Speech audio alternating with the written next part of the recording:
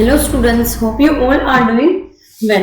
See, previously આપણે cost accounting જે છે એનું યુનિટ નંબર 3 એમાં ડિસ્કસ કરતા હતા about the perpetual inventory, periodic inventory as well as stock takings જે છે એના લેવલ કેવી રીતે જોવા, બરાબર, અથવા તો લેવલ કેવી રીતે મેઝર કરવા, એ વસ્તુ આપણે એના ઉપર ડિસ્કશન કરતા હતા, બરાબર. જેમાં આપણે મેક્સિમમ લેવલ અને મિનિમમ લેવલ એવી બંને વસ્તુઓ ડિસ્કસ કરી, જેમાં ફેક્ટર્સ જે છે એને બી કન્સિડર કરી કે કોઈ કંપની જે છે એ સ્ટોક લેવલને સેટ કરવા માટે કેવી રીતે જે છે એ આગળ વધતી હોય.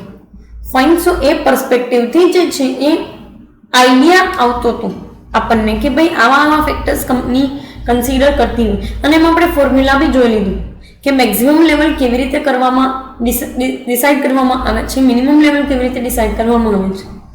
ફાઇન. આ બંને વસ્તુઓ જે છે એના ઉપરથી આપણને આઈડિયા આવી ગયો કે ભાઈ કેવી રીતે પર્ટિક્યુલર મેનરની અંદર તમે આગળ વધશો, બરાબર. તો મેક્સિમમ લેવલ અને મિનિમમ લેવલ બંને વસ્તુ આવી ગઈ. નેક્સ્ટ તમને એક વે આપેલો છે જેનું નામ છે ઓર્ડરિંગ લેવલ. કયા લેવલે તમારે ઓર્ડર કરવું, કારણ કે દરેક કંપનીનું ઓર્ડરિંગ લેવલ અલગ અલગ હોય, બરાબર. તમે કોઈ નાની એવી વસ્તુનું મેન્યુફેક્ચરિંગ કરો છો તો તમારે બલ્કી વેની અંદર મટીરિયલ જોતું હોય, બરાબર. મોટી વસ્તુનું મેન્યુફેક્ચરિંગ કરો છો તો મોટા છે કાંઈ બી પાર્ટ્સ હશે એને જોડી અને તમે વસ્તુઓ બનાવતા હોય, like for example manufacturing goods બનાવો છો, or else we can say that the capital goods બનાવો છો, તો એમાં તમારે પાર્ટ્સ અલગ અલગ જે છે એ પાર્ટ્સ જોતા હોય, બરાબર. અને એ પાર્ટ્સને તમે અલાઇન કરીને કોઈ એક મેજર પ્રોડક્ટ બનાવો છો. ફાઇન. સો ઓર્ડરિંગ લેવલ દરેક કંપનીનું અલગ અલગ વેની અંદર ચાલતું હોય, અને દરેક કંપની જે છે એના ઉપર ફોકસ કરતી હોય કે એને આગળ જતા કોસ્ટ કેટલી લાગશે, ગોડાઉનનું ભાડું કેવી રીતે લાગશે, કે સ્ટોર મેન્ટેન કરે છે તો એ વસ્તુને કેવી રીતે મેન્ટેન કરવું, સ્પેસની અવેલેબિલિટીથી લઈ અને રિસોર્સિસની અવેલેબિલિટી સુધી દરેક વસ્તુને તમે ફોકસ કરશો. Yes or no? So ordering level એમ એનાથી તમને આપેલું છે. શું કહે છે તો કે it is the level of stock of which the store keeper must ask the purchase department to place the order for fresh supply of material. અને ઓર્ડર લેવલ એટલે કેવું લેવલ તો કે એ લેવલ કે જ્યાં પરચેસ મેનેજર, બરાબર, store keeper જે છે એ પરચેસ મેનેજરને કહેશે, પૂછશે કે હવે આપણે જે છે એ ફ્રેશ સપ્લાય માટેનો એટલે કે નવા સપ્લાય માટે, નવા મટીરિયલ માટેનો ઓર્ડર પ્લેસ કરવો જોશે. એ લેવલને ઓર્ડરિંગ લેવલ કહેવાય.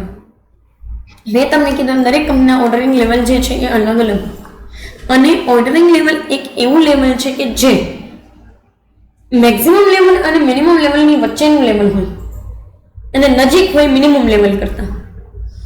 એટલે કેવું તો કે મારી કંપનીનું મેક્સિમમ લેવલ જે છે એ બધું કાઉન્ટ કર્યા પછી બને છે 18,000 યુનિટ્સનું, અને કંપનીનું મિનિમમ લેવલ જે છે એ મેં કાઉન્ટ કર્યું તો બને છે 2,000 યુનિટ કે 3,000 યુનિટ.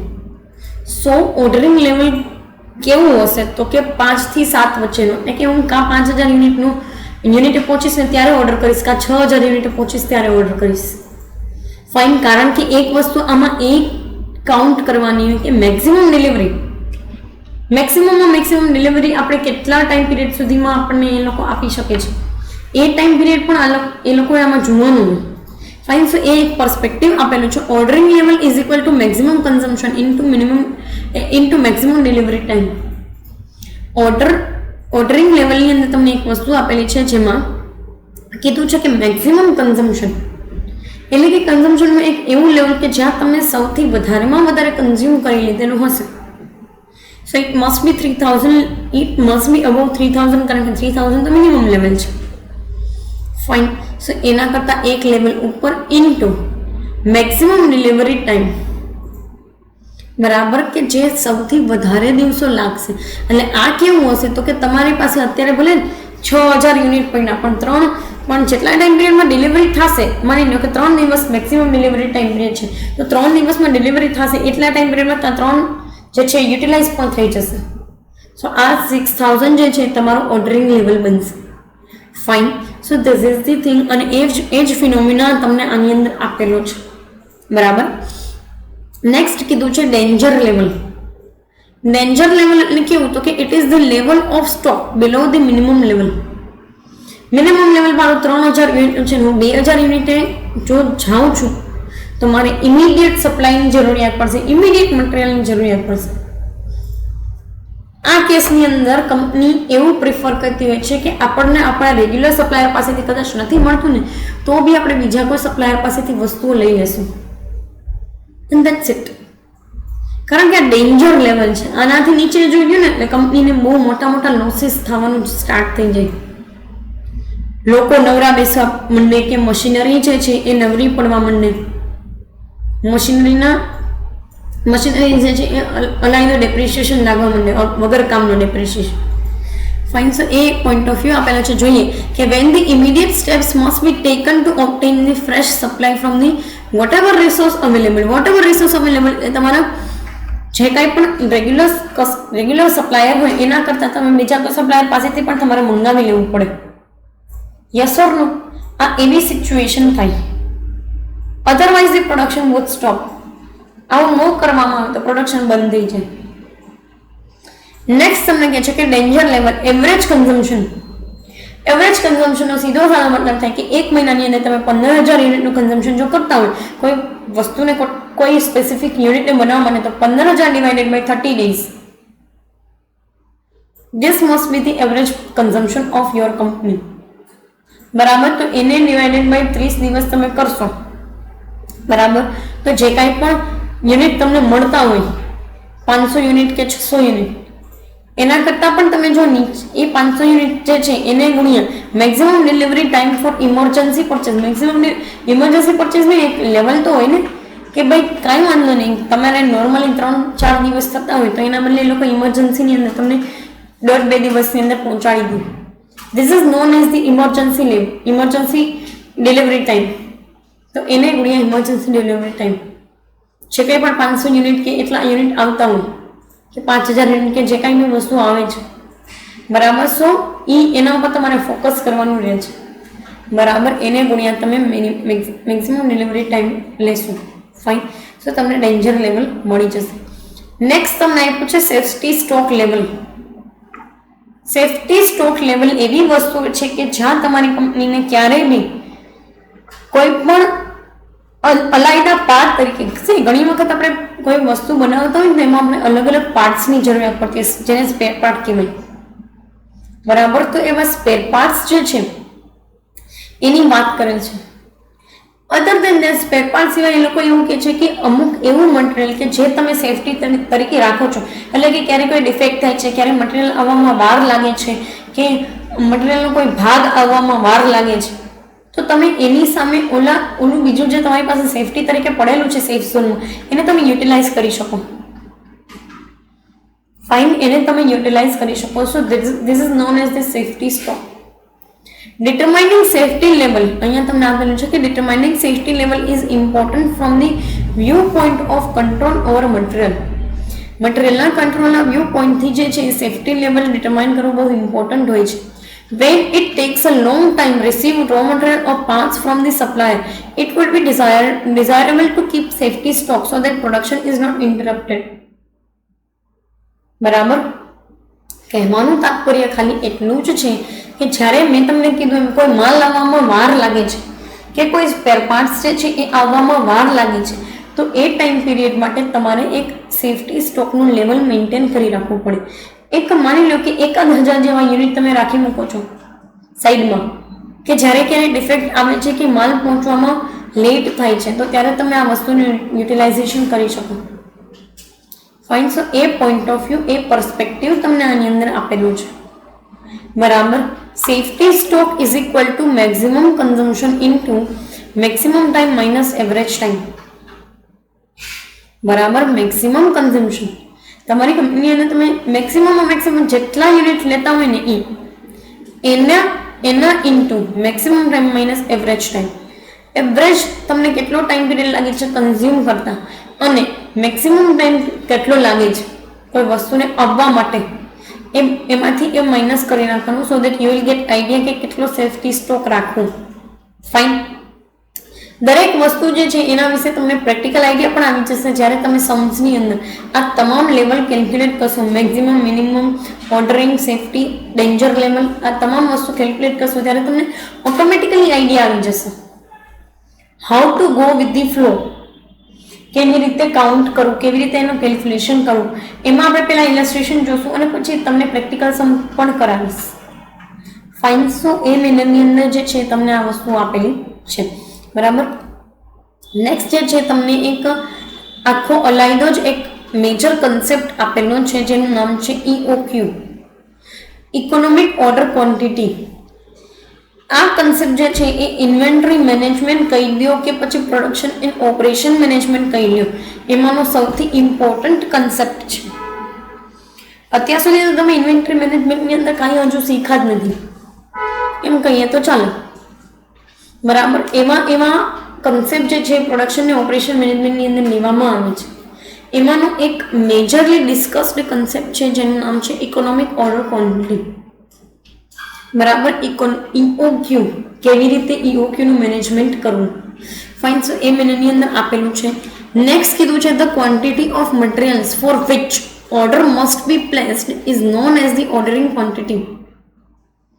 એવી ક્વોન્ટિટી કે જેના માટે ઓર્ડર મસ્ટ પ્લેસ કરવો પડે, મસ્ટ એટલે જરૂરિયાતથી જ અત્યારે માની લો કે પ્લેસ કરવો પડે, that is known as the ordering quantity. એ વસ્તુને ઓર્ડરિંગ ક્વોન્ટિટી તરીકે ઓળખવામાં આવે છે, કહેવામાં આવે છે. ફાઇન. સો એ વસ્તુ આપેલી છે તમને. નેક્સ્ટ કહે છે કે it is used either to mean the most economical quantity for which an order must be placed at any time or quantity, bulk or packing in which the material is generally available in the market. કહેવાનું તાત્પર્ય એવું છે કે most economical quantity એટલે કે એવી વસ્તુ કે એવું ક્વોન્ટિટીનું લેવલ કે જ્યાં તમારે કોઈ પણ વસ્તુ માટે એક્સેસિવ એક્સપેન્સ કરવાની જરૂરિયાત નથી. As you are purchasing it into the bulky or into any kind of packing way. Fine. તમારી ક્વોન્ટિટી એવી હોવી જોઈએ કે તમે ઓર્ડર પ્લેસ કરો છો તો તમને કોઈ પણ વસ્તુ માટે એક્સેસિવ જે છે એ એક્સપેન્સ ના થાય. ફાઇન. સો બેટર વસ્તુ એ છે કે તમે એવું એક લેવલ પસંદ કરો અને એવું લેવલ કેલ્ક્યુલેટ કરવાનું તમને અહીંયા ફોર્મ્યુલાની એની બધી નોટ્સ પણ આપેલી છે, જોઈએ એ વસ્તુ પણ. બટ પહેલાં આ વસ્તુ જોઈ લઈએ, બરાબર. મેં તમને ઘણી વખત ઇકોનોમિકલનો મતલબ સમજાવેલું છે કે ઇકોનોમિકલ વસ્તુ એટલે કેવી, તો કે કંપનીને નોર્મલી પરવડતી હોય એવી. નોર્મલી પરવડે છે કે કંપનીને નોર્મલી એ વસ્તુ જે છે એનો એક્સપેન્સીસ એક્સેસિવ નથી લાગતો. એનો મિનિંગ એવો હોય કે તમે મેક્સિમમ ડિલિવરી ટાઈમને કન્સિડર કરી લો છો, મેક્સિમમ ઓર્ડરને કન્સિડર કરી લો છો. એટલે કે તમારું એક ક્વોન્ટિટીનું લેવલ કે જ્યાં તમે 5-10 હજાર યુનિટ જે છે એનો ઓર્ડર કરવા માંગો છો.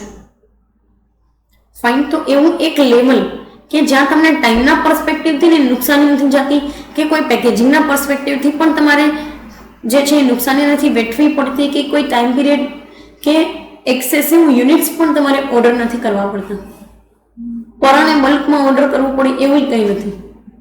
ફાઇન. સો આવું એક લેવલ જે હોય એને કહેવાય છે EOQ, ઇકોનોમિક ઓર્ડર ક્વોન્ટિટી.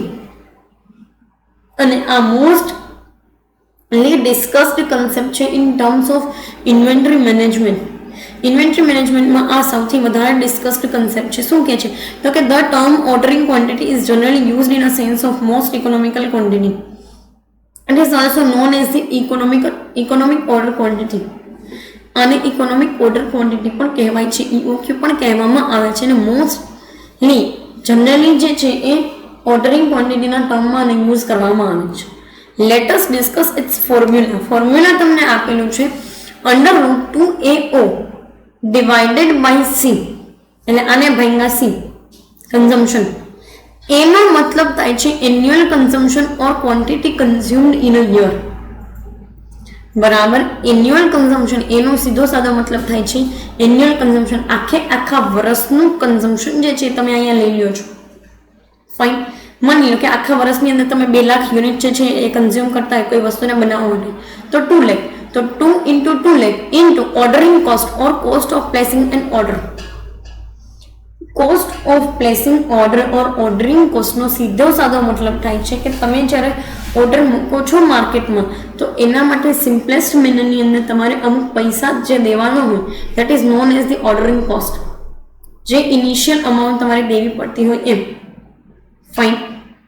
સો એ આગળ આપણે જોશું, એની બી અન્ડરસ્ટેન્ડિંગ જે છે એ સમ આવશે ત્યારે ડેવલપ કરશું. નેક્સ્ટ અમે કીધું છે carrying cost or cost of carrying inventory per year.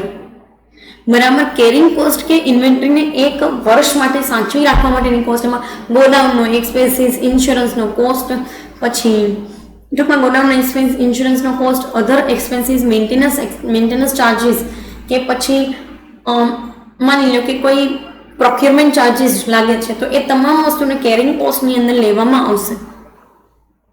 આ કેરિંગ કોસ્ટ ઘણી વખત પર્સન્ટેજના પોઈન્ટ ઓફ વ્યૂથી પણ આપેલી હોય છે. બરાબર, નોર્મલી જો તમને આપી દીધેલી હોય તો એ તમારે ડિવાઇડેડ બાય સી ની અંદર મૂકવાની રહેશે. Yes or no? ફાઇન.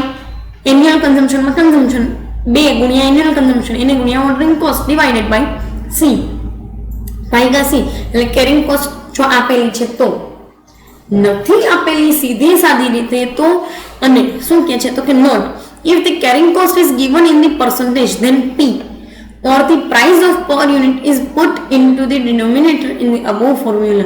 એટલે એ carrying cost ની સાથે price ને પણ તમારે મૂકવી પડશે છેદમાં, denominationમાં. બરાબર, તો ફોર્મ્યુલા કેવો બનશે તો કે EOQ is equal to under root 2AO annual consumption into ordering cost divided by carrying cost into price is equal to price per unit. બરાબર, કેરિંગ કોસ્ટ તમને આખા વર્ષની આપેલી હોય તો એની સાથે તમારે પ્રાઇસને પણ જોવી પડે. ક્યારે? જ્યારે પર્સન્ટેજમાં આપેલું હોય ત્યારે. ઘણી વખત પર્સન્ટેજમાં પણ આપેલું હોય છે, ઘણી વખત નોર્મલી પણ એમને અમાઉન્ટ આપી દીધી હોય, અને જ્યારે નોર્મલી અમાઉન્ટ આપ્યો હોય ત્યારે ઉપરનું ફોર્મ્યુલા લેવાનું છે. જ્યારે તમને પ્રાઇસ જે છે એનો પર્સપેક્ટિવ આપેલો હોય તો નીચેનું ફોર્મ્યુલા જે છે એ તમારે લેવાનું. ફાઇન. પર્ટિક્યુલર જે છે એ આ સેશનની અંદર આપણે ડિસ્કસ કરી અલગ અલગ વેઝની અંદર. સ્ટોક લેવલ, જેમાં ઓર્ડરિંગ લેવલ જોયું, ડેન્જર લેવલ જોયું, પછી સેફ્ટી સ્ટોકનું લેવલ જોયું કે જ્યાં કંપની સેફ ઝોનમાં રહી શકે. પછી એવી વસ્તુ જોઈ કે જે સૌથી ઇમર્જિંગ ને સૌથી ડિસ્કસ્ડ કન્સેપ્ટ છે, કે કહેવાય બહુ ચર્ચિત એવો કન્સેપ્ટ જેનું નામ છે EOQ. અને દરેક કંપની આ EOQ ઉપર કામ કરતી હોય છે, ઇવન વિથ ધીસ ફોર્મ્યુલા. સો આ વસ્તુ તમારી જે છે એ આલ્ફા બીટા ગામા લેમડા જેવું નથી કે જેને ભણીને તમને એવું ફીલ થતું હતું કે આનો ક્યાં યુઝ થાય છે. આ એકચ્યુઅલ બિઝનેસની અંદર પણ યુઝ કરવામાં આવે છે આ concept, and this is the most emerging one. Fine. So A concept પણ આપણે EOQ નો ડિસ્કસ કરી લીધો. 2 ફોર્મ્યુલા છે, with the amount and with the percentage given. બરાબર, પર્સન્ટેજ આપ્યો હોય તો P વાળો ફોર્મ્યુલા લેવાનો, પર્સન્ટેજ નથી આપ્યો તો સીધો સાદો અમાઉન્ટ વાળો. Fine. So this is all about the particular this session. Coming સેશનની અંદર ઇન્વેન્ટરી ટર્નઓવર રેશિયો જે છે જોશું. બરાબર, પર્ટિક્યુલર આ સેશન માટે અહીંયા સુધી રાખીએ. Thank you so much.